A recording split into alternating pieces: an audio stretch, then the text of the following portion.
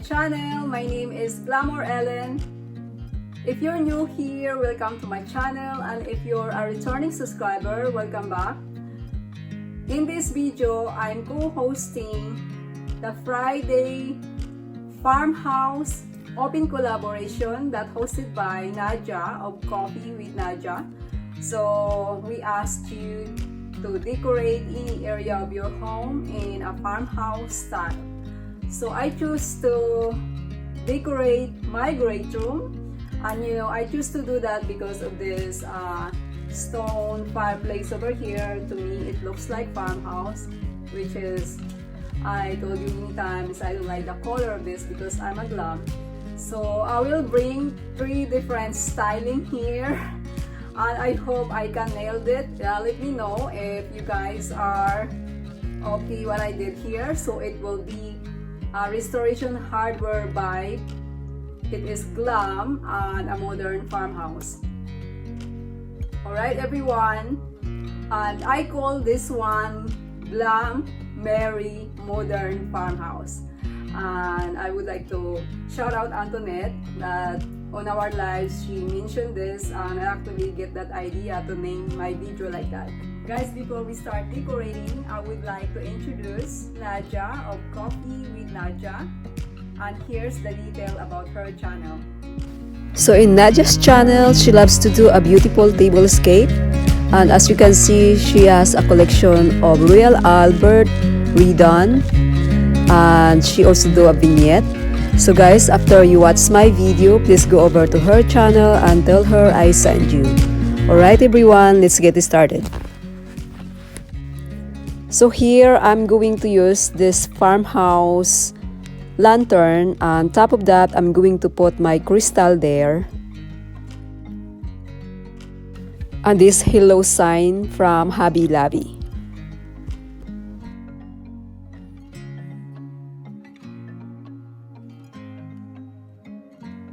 The bottom of my fireplace, I'm going to reuse my big ginger jar. My lantern didn't go with the theme, and here I'm going to reuse again my basket, and on top of that I'm going to put the buffalo check plaid pillow, and I will put greenery on the top of my bookcase. Here those books came from Hobby Lobby. In this challenge, I shop my home. The only thing new here is that roaster.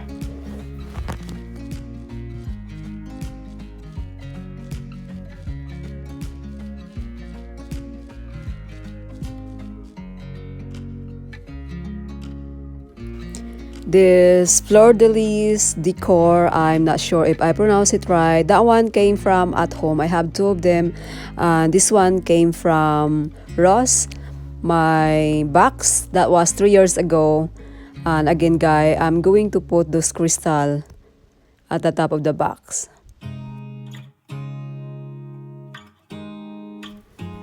This decor right here, I have this for 7 years in California. When I shut my feelings out, you look at me like I'm different. Still you stay cause you feel something real. Get so lost in my moments.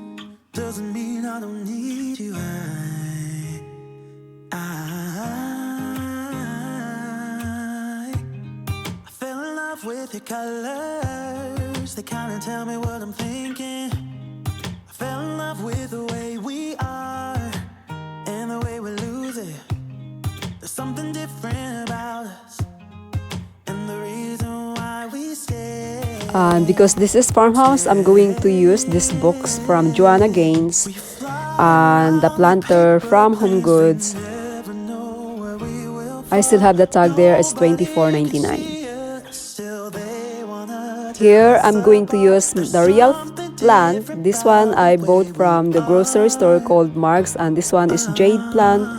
And again guys, I'm going to use this vase that I DIY 3 years ago, and I put Joanna Gaines magnolia flower there. Here I got this one from at home. On top of that, I'm going to put this candle.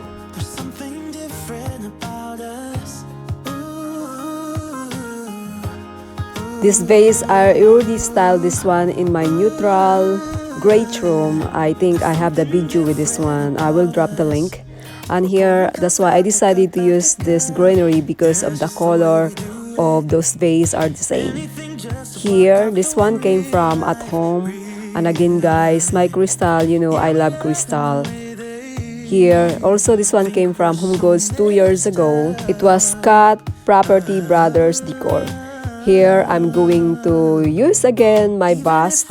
I did buy this one from the antique store and I'm going to put a necklace on her. This one is like 2 years now. Welcome to my great room, and I call this one Glam Mary Modern Farmhouse in the combination of restoration hardware vibe, modern farmhouse, and glam. I hope you enjoy. There's something different about the way we are.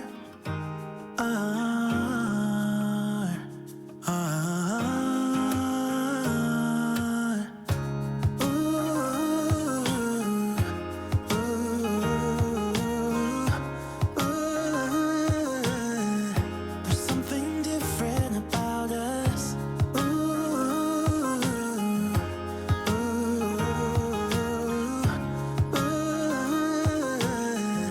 There's something different about us. There's something different about the way we are.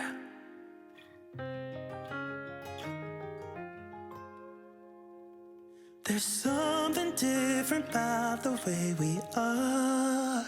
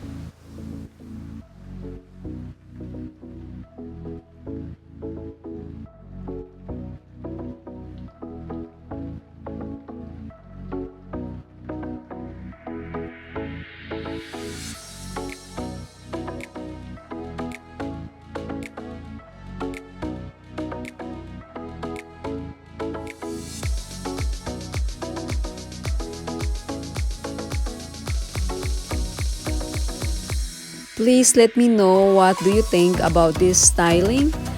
Did I deliver the glam, restoration, and modern farmhouse in this challenge? Please leave a comments below. I really appreciate it.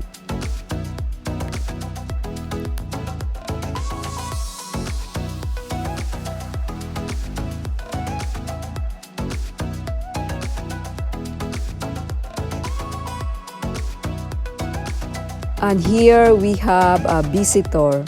All the time I was here filming. This little bird is here all the time. I don't know what it is, but he likes to play around there.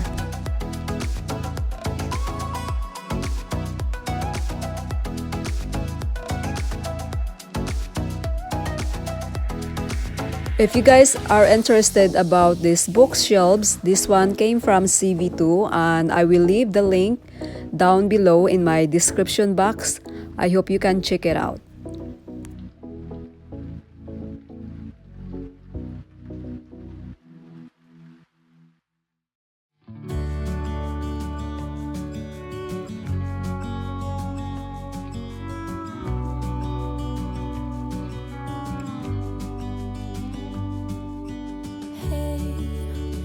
wish you could see yourself just sitting there on my chair.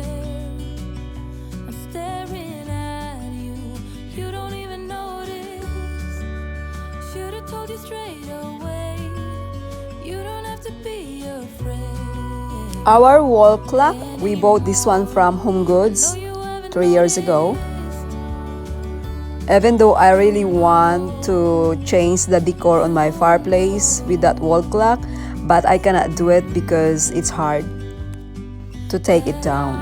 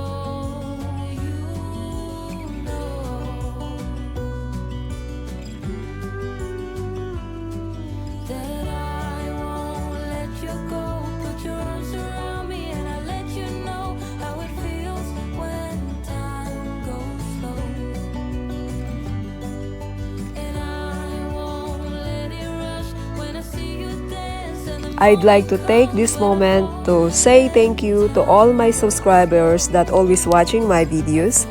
I appreciate you guys all the time. At sa lahat ng Filipino na nanonood ng video ko, marami pong salamat sa inyong lahat.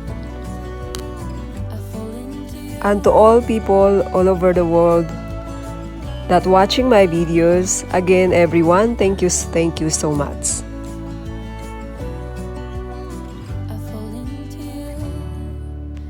Guys, please don't forget to stop by at the host channel, Nadia of Coffee with Nadia, and tell her I sent you. And if you're from Nadia's channel watching my video, thank you so much for stopping by. And I hope you enjoy. Please don't forget to check the playlist with all the participants in this collaboration. And if you like my videos, I hope you consider subscribing to my channel. Hit the bell twice so every time I upload new videos, you will be notified.